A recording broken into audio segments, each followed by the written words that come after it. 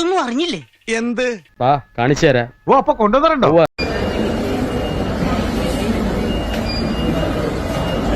ഊമ്പുടാ ഊമ്പുടാ മൂച്ചി മുട്ട ഊമ്പുടാ ഊമ്പേ ഊമ്പേ ഊമ്പേ ഊമ്പേ ഊമ്പേ ഊമ്പേ.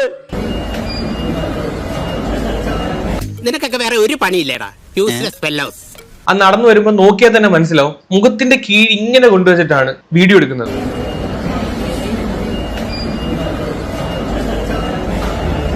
കിട്ടുന്ന മനുഷ്യൻ ഭ്രാന്ത് പിടിച്ചിരിക്കുമ്പോഴാ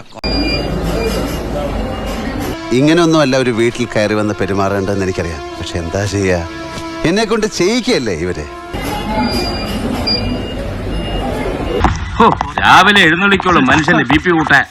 മകനെ, മുൻകോപവും എടുത്തുചാട്ടവും നന്നല്ല. മറ്റുള്ളവരോട് സൗമ്യമായി പെരുമാറാൻ പഠിക്കൂ. മാപ്പിളന്റെ വായ കിടന്ന് കേൾക്കരുത്. മര്യാദ ഇങ്ങോട്ട് കാണിച്ചാൽ അങ്ങോട്ട് കാണിക്കും. എന്ത് കാര്യത്തിനായാലും ഒരു മാന്യത വേണ്ടേ? ഇയാൾ എന്താ വിചാരിച്ചേ? കണ്ടില്ലേ എടാ, ഇത്രയും കീഴിക്കൊണ്ട് വീഡിയോ വെച്ചാൽ നിനക്ക് വീഡിയോ കിട്ടുമോ? അങ്ങനെ കണ്ണ് പോലും മര്യാദ കിട്ടുമെന്ന് എനിക്ക് തോന്നുന്നില്ല. ഒരു കയ്യബദ്ധം നാറ്റിക്കരുത്. നമ്മള് ബിഗ് ബോസിലൊക്കെ പറയുന്നതിന്റെ കൂട്ട് ഒരു പേഴ്സണൽ ഡിസ്റ്റൻസ് ഉണ്ട്, അത് പാലിച്ച് നിൽക്കണം.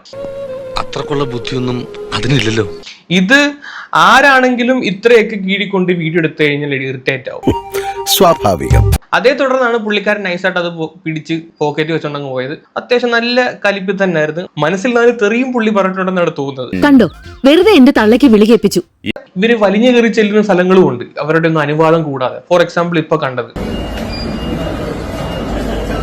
പുള്ളിയുടെ അനുവാദം കൂടാന്നാണ് വീഡിയോ എടുത്തത്. മോസ്റ്റ് ഓഫ് ദ ആളുകൾ അനുവാദം ചോദിക്കാറില്ല, ബിക്കോസ് അവരൊരു സെലിബ്രിറ്റി ആയതിന്റെ പേരിൽ അവർ നടന്നു പോകും, വീഡിയോ എടുക്കാൻ എല്ലാവർക്കും അവകാശമുണ്ട് എന്നുള്ള തരത്തിലാണ് പലരും പെരുമാറുന്നത്.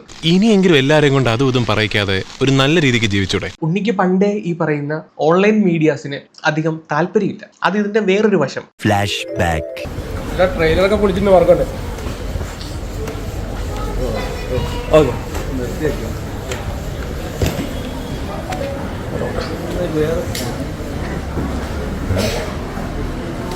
ആ പറഞ്ഞത് നിങ്ങൾക്ക് ക്ലിയർ ആയോ ഇല്ലയോ എന്ന് എനിക്കറിയില്ല. നിനക്കൊന്നും വേറെ പണിയില്ലേ എന്നാണ് ആ ചോദിച്ചത്. പിന്നെ നാണക്കെടുത്തി. ഇനി ഞാനിവിടെ നിന്ന് ഡയലോഗ് പറഞ്ഞാൽ കരഞ്ഞു പോകും. ഉസ്മാനെ രക്ഷപ്പെട്ടോ.